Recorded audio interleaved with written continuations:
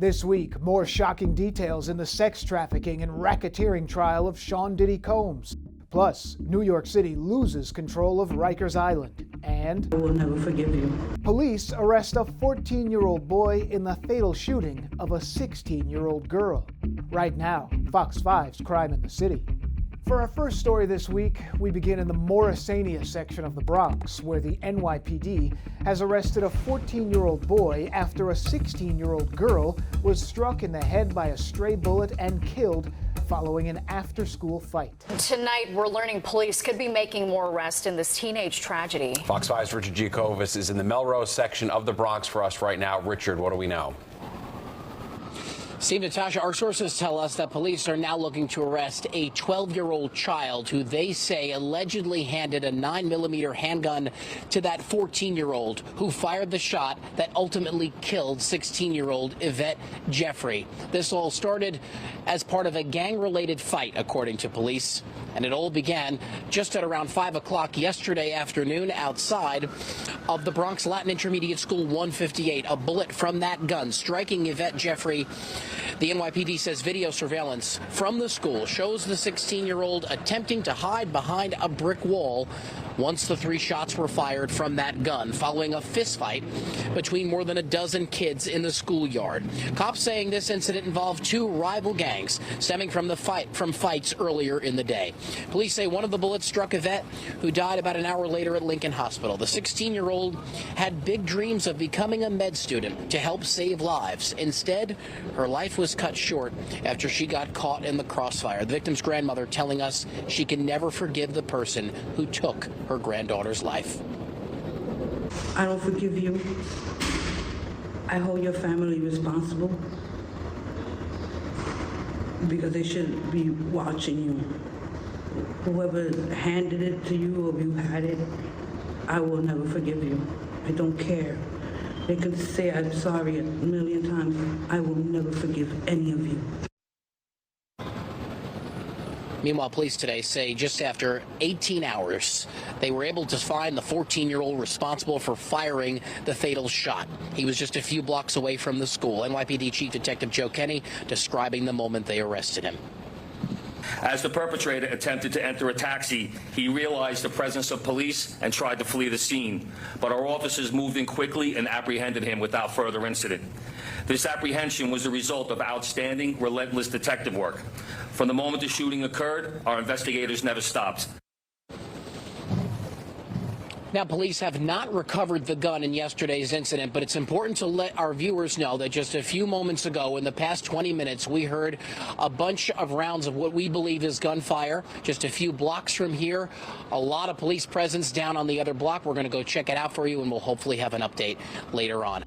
We now head to Brownsville, Brooklyn, where an NYPD officer fatally shot a man while responding to a domestic dispute call at a NYCHA housing complex. Fox 5's Linda Schmidt is live at the 73rd Precinct in Brownsville, Brooklyn. So, Linda, what do we know as of right now?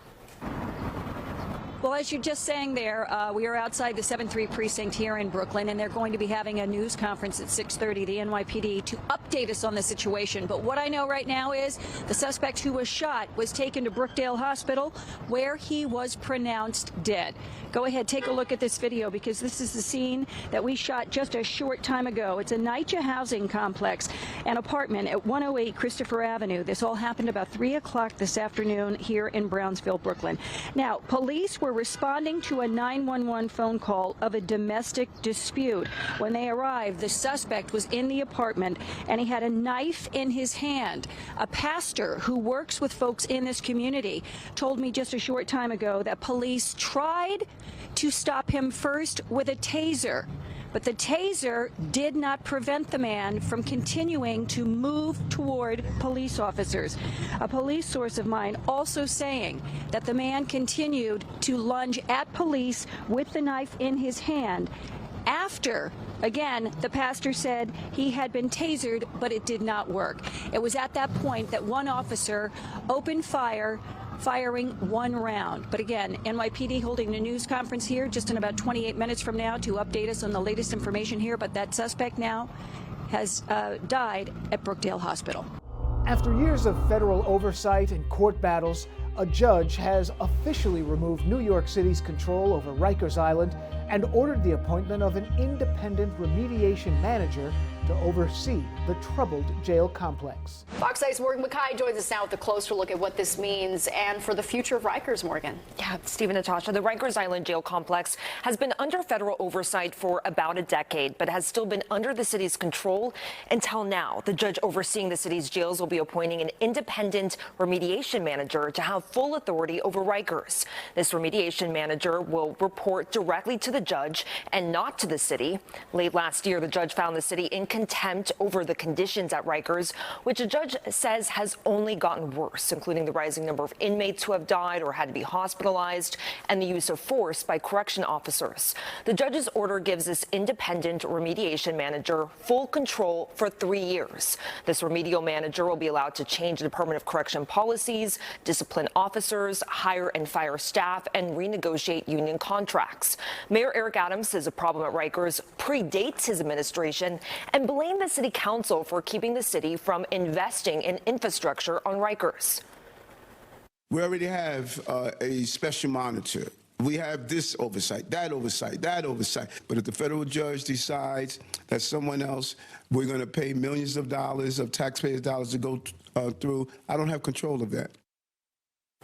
Advocates, meanwhile, are praising the judge's decision. The city is legally mandated to close Rikers by 2027 and replace a prison complex with borough-based jails.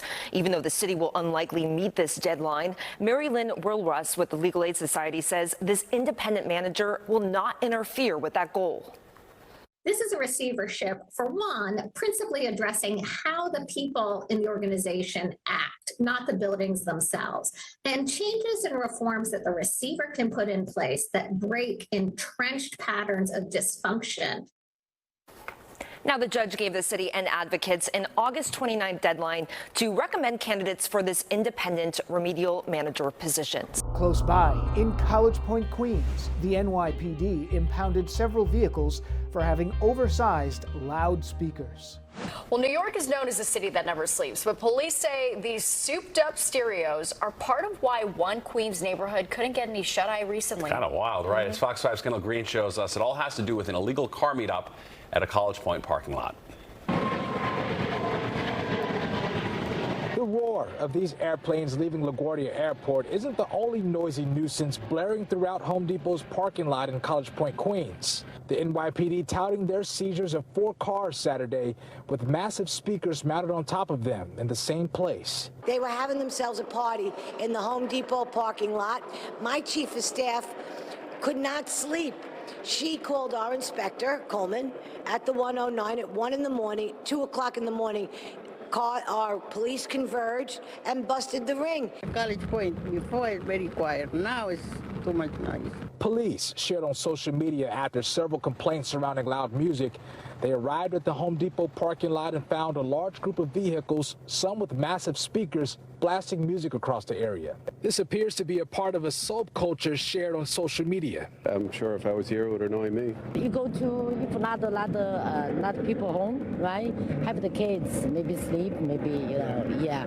Among the seized vehicles, a Hyundai Odyssey with Pennsylvania license plates, a silver sedan, along with 2 SUVs, all with speaker systems twice the size of the car's roofs. Now, this latest seizure doesn't just come out of nowhere. The most complaints to 311 last year, according to city data, were for noise. They accounted for more than 700,000 calls last year, totaling to more than 200 a day. This time, officials could actually pinpoint exactly where all the noise was coming from. What they do is they post location, date, time, and these cars just converge on certain areas and literally take over the streets on a Saturday night. Paladinos hoping their message this time can cut through all the noise. We're not messing around.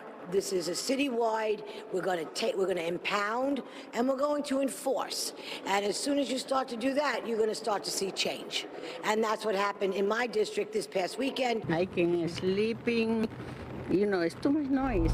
And finally, we end in Lower Manhattan. That's where Cassie Ventura took the witness stand in Sean Diddy Combs' federal sex trafficking trial as cross-examination intensifies. The jury saw some pictures of the freak-off, and also they saw the video of Sean Diddy Combs attacking Cassie. How do you think the defense is going to handle that? Because apparently there's rumor now they're changing strategy. Well, it'll be interesting, Ro, to see how they are changing strategy or what strategy they could possibly give. Because that, and also, too, let's point out yesterday that video again, a clip from the hotel beating. And the defense has been from the very beginning two things. They said this is a consensual sexual relationship, a toxic one, admittedly, one where there was a substance abuse on both sides. And that was one of the revelations that Cassie detailed yesterday. She said she turned to opiates after these freak-offs, hundreds of freak-offs, about one a week, lasting anywhere from 1 to 4 days, where they were high on ecstasy, they were high on coke. It was just this marathon of drugs, no eating, very little food that was available, and that she needed the opiates in order to calm down, in order to, as she put it, numb herself and disassociate herself from this horror that she was going through. But, Ro, you're asking about the defense, and the defense has said, okay, this is domestic abuse. Mr. Combs apologized on it, on his Instagram that was taken down for this, acknowledged the beating, acknowledged that it was him. But the fact of the matter is, it's more than domestic abuse, and sitting in court every day, which has been a phenomenal experience in terms of seeing the process and also seeing the actual evidence, because as you guys know, at the end of the day, this is going to come down to not what we read 2 months ago, not what somebody said on a blog, not what photos surfaced by X, Y, or Z celebrity, but what is presented in court. The prosecution has been methodical, almost with surgical precision, in presenting the stepping stones that they need, according to the defense attorneys that I've talked to who do these RICO sex trafficking cases here in federal court. The defense has been methodical in putting the elements they need. They need to show force. They need to show that she was coerced. That was very clear with, Ro, you mentioned the pictures of the beating. She showed pictures of where she was beaten. The gash in her head when she said he shoved her into a bedpost in a hotel room after a freak-off because he didn't like the way he was going. His own defense attorney, Mark Agnafilo, said, yes, Mr. Combs has a high temper and it would get out of control when he would get really angry. But they're building these elements they need. The interstate trafficking and prostitution. The prosecutor, the day before yesterday, on the first day of the stand, and also a couple times yesterday, asked her, these male sex workers, were they flown in? Oh, yes, this one came from L.A., this one came from here. So it'll be interesting to see what the defense is going to come up with, because not only now do they just have the abuse and the sexual abuse and this physical abuse and these assaults and the trafficking, but they have all these elements for this very serious crime, these very serious crimes that could keep him behind bars for the rest of his life if he's found guilty. That's this week's Crime in the City. Subscribe for more at youtube.com/Fox5NY.